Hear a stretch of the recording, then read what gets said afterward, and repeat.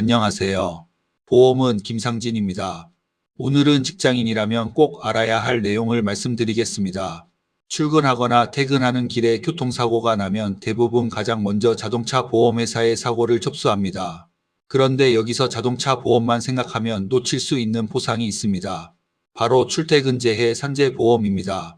출퇴근 중 사고는 자가용을 운전할 때만 해당하는 것이 아닙니다.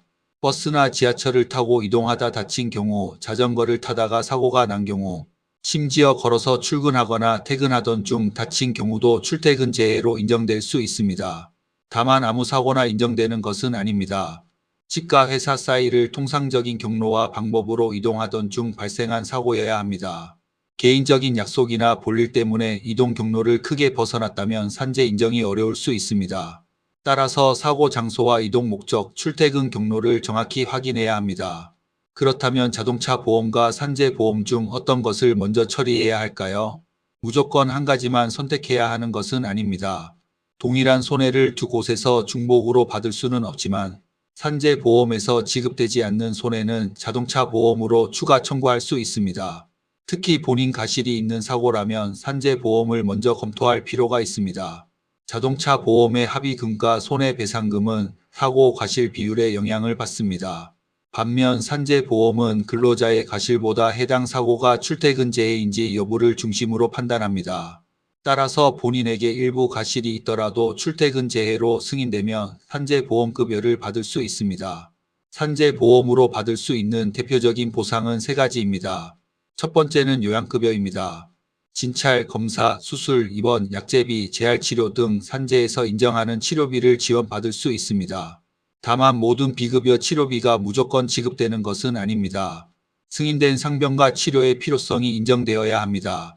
두 번째는 휴업급여입니다.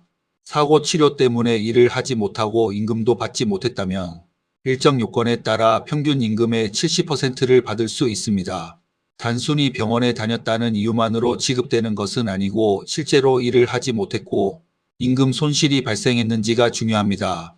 세 번째는 장애급여입니다. 충분히 치료했는데도 신체에 장애가 남았다면 장애 등급에 따라 일시금이나 연금 형태의 보상을 검토할 수 있습니다.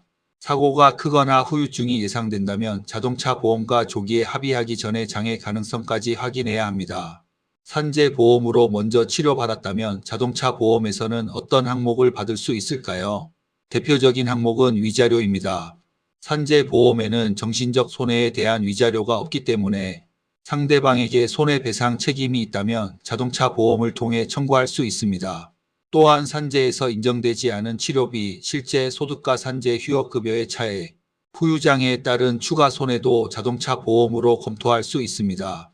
하지만 이 금액이 무조건 전부 지급되는 것은 아닙니다. 피해자의 과실 비율과 소득자료, 치료 내용, 장애 여부, 기존에 지급받은 산재보험급여를 종합해 결정됩니다. 많은 분이 이런 걱정을 하십니다. 산재를 신청하면 회사에 불이익이 생기지 않을까요? 통상적인 출퇴근재해는 사업주의 직접적인 관리, 영역 밖에서 발생한 사고이기 때문에 일반적인 업무상 사고와 처리 방식의 차이가 있습니다. 회사에서 산재 신청을 반대하거나 적극적으로 협조하지 않더라도 근로자가 직접 근로복지공단에 신청할 수 있습니다. 사고 사실 확인원, 진단서, 진료기록, 교통카드 사용 내역, 출퇴근 기록, 블랙박스와 내비게이션 기록 등을 준비하면 출퇴근 사실을 입증하는 데 도움이 됩니다. 가장 조심해야 할 부분은 자동차 보험회사의 조기 합의입니다. 사고 직후에는 앞으로 치료가 얼마나 필요할지, 후유증이 남을지 정확히 알기 어렵습니다. 그런데 치료가 끝나기도 전에 모든 손해를 포함해 합의하면 이후 추가 청구가 어려워질 수 있습니다. 자동차 보험과 먼저 합의했다고 해서 산재 신청이 무조건 불가능해지는 것은 아닙니다.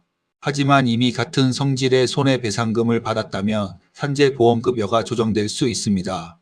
따라서 출퇴근 중 발생한 사고라면 최종 합의서에 서명하기 전에 산재보험 적용 가능성부터 확인하는 것이 안전합니다. 오늘 내용을 정리하겠습니다. 출퇴근길 사고가 발생했다면 자동차 보험만 접수하고 끝내지 마십시오. 첫째, 사고가 통상적인 출퇴근 경로에서 발생했는지 확인합니다. 둘째, 산재보험의 요양급여와 휴업급여 적용 가능성을 검토합니다. 셋째, 치료가 마무리된 뒤 자동차 보험에서 위자료와 추가 손해를 확인합니다.